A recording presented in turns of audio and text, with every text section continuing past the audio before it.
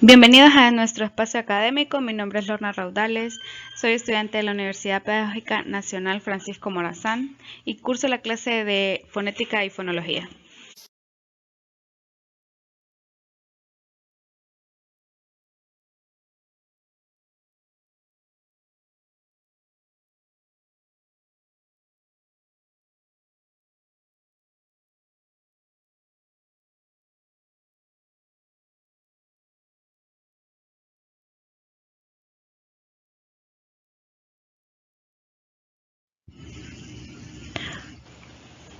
Como hablantes conocemos muchos sonidos lingüísticos, pero ¿cómo logramos asimilar eso en nuestro cerebro?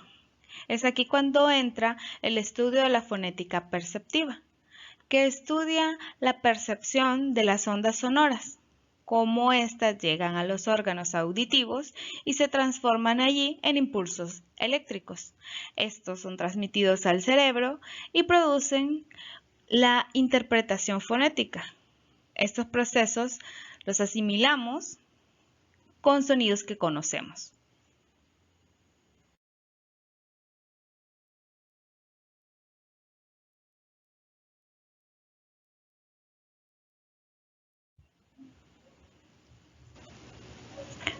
Conozcamos las tres etapas del proceso perceptivo: audición, percepción, comprensión. En la audición vamos a ver que es un proceso pasivo, automático y fisiológico. Y es aquí donde las ondas sonoras se convierten a modelos de activación del nervio auditivo. Ahora veamos la percepción. Aquí identifican los estímulos recibidos en la audición y se determinan sus diferencias, asignándolos a segmentos mentales aprendidos. Y vamos a terminar el ciclo con la comprensión. El proceso aquí se completa y supone la interpretación del mensaje desde una perspectiva compleja.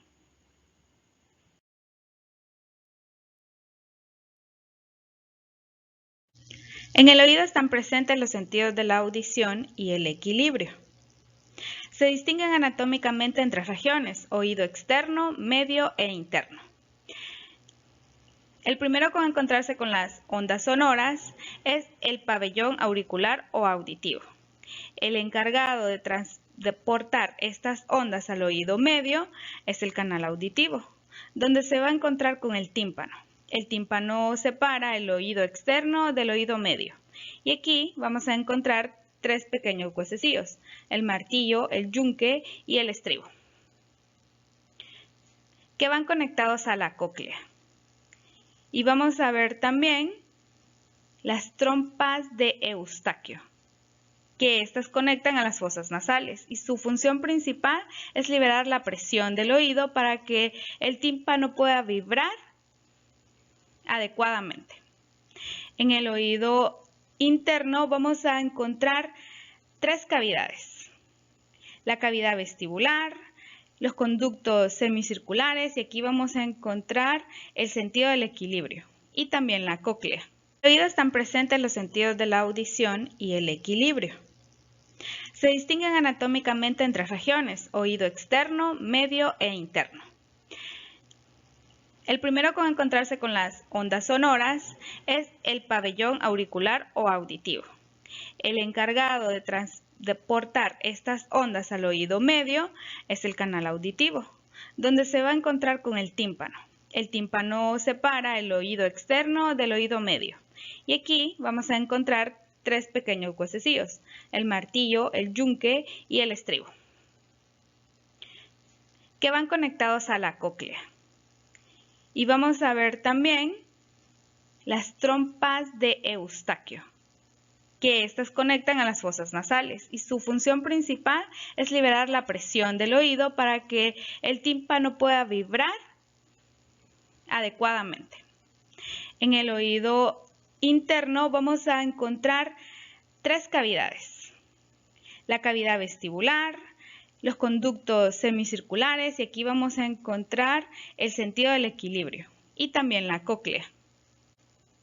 que es la encargada de dirigir estos impulsos eléctricos a través del nervio auditivo al cerebro. Es recomendable para nuestro oído no usar los auriculares más de 1 hora al día y usarlos bajo. Es una recomendación para mí, que todo el tiempo ando con audífonos y escuchando música, pero hay que seguir las recomendaciones.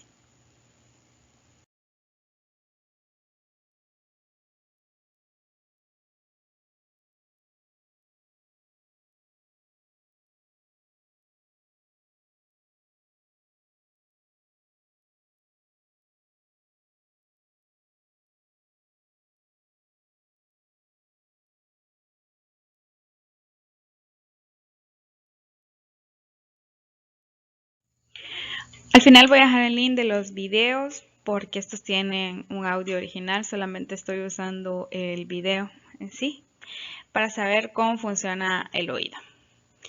Entonces, para explicar un poco, ya lo he mencionado, pues todas estas vibraciones son provocadas por las ondas sonoras al propagarse.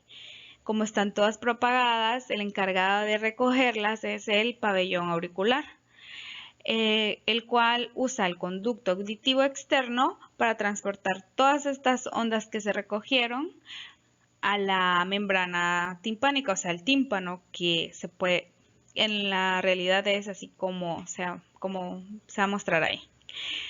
Luego todas estas ondas las tenemos que amplificar y eso es trabajo del oído medio, donde juega el papel los 3 huesecillos. Estos amplifican las vibraciones y las conducen a la ventana oval que queda en la cóclea. Entonces el martillo, el yunque y el estribo hacen esa función de manera mecánica. Y todo esto está ubicado en esta caja timpánica. Hablando un poco más de la cóclea. La cóclea es un tubo en forma de espiral que está lleno de fluidos. En él encontramos las células ciliadas. Estas las encontramos con diferente sensibilidad. Estas diferencias de sensibilidad nos ayudan a nosotros a reconocer todos los diferentes tonos y frecuencias que se puedan percibir.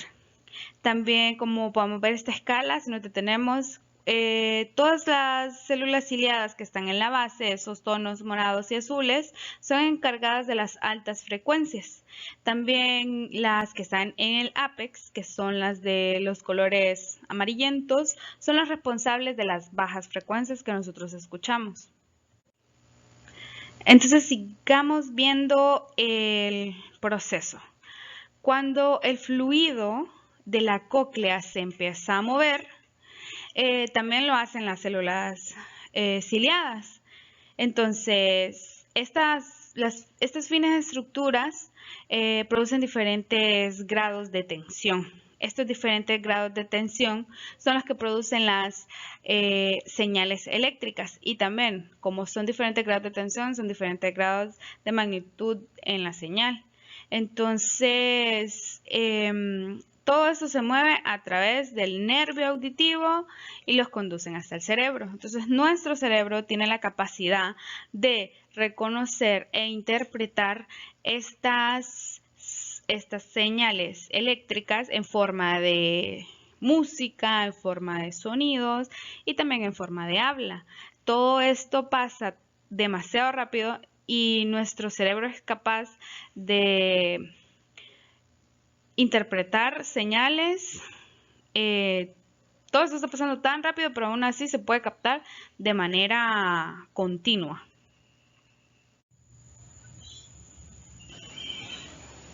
Ahora veamos esos aspectos que percibe el oído en este proceso, como el tono, sonoridad, campo de percepción y el timbre.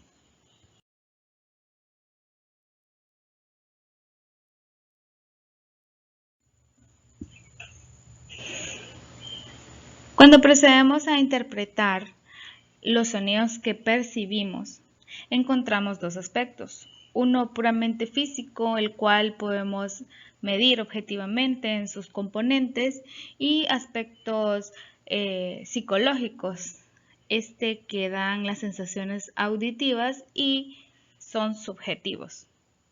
Estos aspectos físicos son frecuencia del armónico fundamental, la intensidad, la estructura formántica de las ondas sonoras y la cantidad de ondas. Son cosas que se pueden medir. Aspectos psicológicos vamos a encontrar el tono o la percepción de la altura tonal del sonido, que va a depender del número de vibraciones. Aquí podemos encontrar que los límites del oído medio humano sitúan las frecuencias comprendidas entre los 20 y los 20.000 Hz o ciclos por segundo. Por debajo de estos límites vamos a encontrar los infrasonidos y por encima los ultrasonidos, ambos inaudibles por seres humanos. Con la edad, la sensibilidad del sonido disminuye y afecta a las frecuencias superiores. A los 60 años, el límite superior de la audición está situado en los 12.000 Hz aproximadamente. Sonoridad o intensidad subjetiva. La percepción de la dimensión física de la intensidad de los sonidos, que depende de la amplitud de las ondas sonoras, y a esto nos referimos con sonoridad. La intensidad se mide acústicamente en decibelios, es una unidad física, mientras que en la percepción su equivalente es el FON, unidad perceptiva. En la percepción de la sonoridad hay que tener en cuenta el umbral absoluto de intensidad, que permite distinguir un sonido del silencio, detectar u oír un sonido, y el umbral diferencial de la intensidad. Entonces, cuando hablamos de intensidad, hablamos del volumen del sonido o la amplitud de sus ondas. Vamos al timbre, podemos hacer varias preguntas. ¿Cómo se produce el sonido? ¿Qué objeto produce el sonido? ¿Quién produce el sonido? Porque realmente el timbre es el que nos ayuda a diferenciar unos sonidos de otros. La forma de su onda sonora es lo que lo distingue, y podemos ver en esas películas de detective cuando hay alguna grabación y la quieren confirmar si la voz de la grabación es de una persona.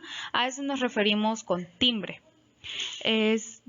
Pues desde un punto de vista auditivo se produce una impresión particular subjetiva, ya que se puede reconocer un timbre característico que se identifica con las denominaciones de agudos o graves. Y también me viene a la mente otro ejemplo, que serían los artistas, los cantantes.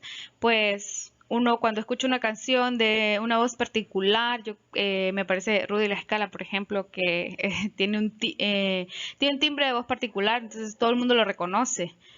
Eso podemos decir acerca del timbre. Y la duración, pues, es la persistencia del sonido, ¿verdad? Y se puede ver cuando tiramos una piedra en un lago, cómo se propagan las ondas sonoras y la duración de estas.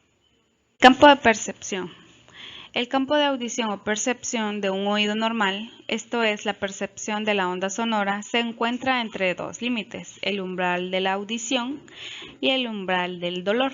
El umbral de la audición, que corresponde a la intensidad sonora más débil, capaz de suscitar una sensación y que depende de la frecuencia. Y el umbral del dolor, que se manifiesta cuando el sonido es excesivamente intenso. Entonces, existe esta curva llamada curva de Weyl, y aquí se observa la relación entre la intensidad y la frecuencia de los sonidos.